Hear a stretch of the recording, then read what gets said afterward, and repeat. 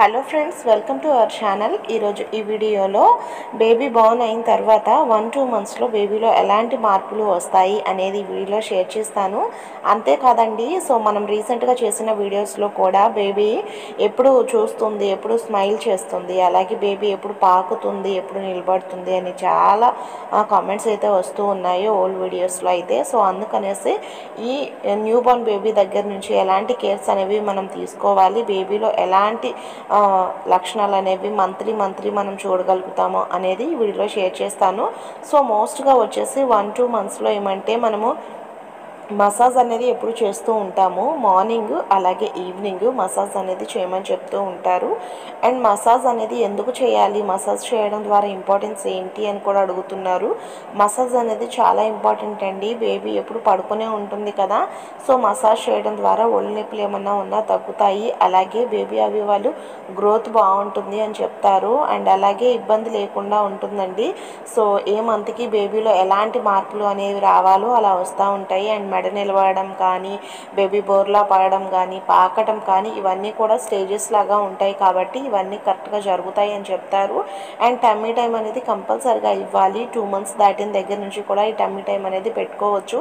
ఎవరు వద్దు అని చెప్తారంటే బేబీస్ తక్కువ మంత్లోనే పుట్టారు, 7 మంత్స్ అలాగా 8 మంత్స్ అలా పుట్టారు, లేదంటే తక్కువ వెయిట్తో పుట్టారు, బేబీ పుట్టిన తర్వాత కూడా NICUలో చాలా రోజులు ఉండాల్సి వచ్చింది అని చెప్తారు చూసారా. అలాంటి బేబీస్కి మీరు అంత తొందరగా ఇవి ఇంక్లూడ్ చేయొద్దు, మసాజ్లు అలాంటివి కూడా. ఎందుకంటే బేబీ చిన్నగా ఉంటారు కదా, ఇవన్నీ మనం చేయడానికి వీల్లేదన్నమాట, డాక్టర్స్ చెప్తారు.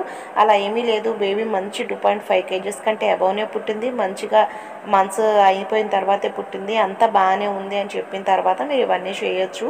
టమ్మీ టైం అనేది ఇవ్వండి. టమ్మీ టైం ఎప్పుడు ఇవ్వకూడదంటే బేబీకి ఫీడ్ చేసిన వెంటనే ఇవ్వద్దు, పాలు కక్కేస్తారు.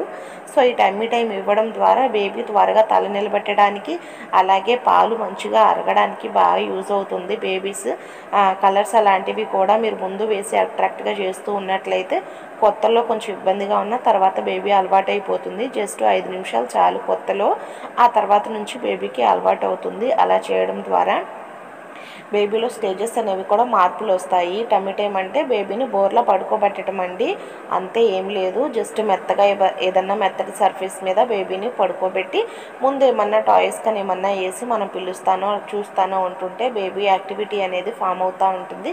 బేబీ బ్రెయిన్ డెవలప్మెంట్ కూడా బాగుంటుంది, బేబీ చూడగలుగుతుంది, ముందుకు చూస్తూ ఉంటుంది అన్నమాట, మీరు ముందుండి ఎంకరేజ్ చేస్తూ ఉంటే.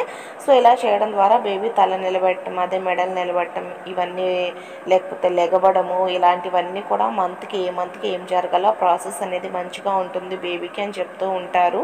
సో మసాజ్ ఆయిల్ అనేది అడుగుతూ ఉన్నారు ఏ ఆయిల్ వాడాలని. ఏ ఆయిల్ అయినా మీకు మీ బేబీకి ఏది సూట్ అవుతుందని మీకు అనిపిస్తుందో అది వాడండి.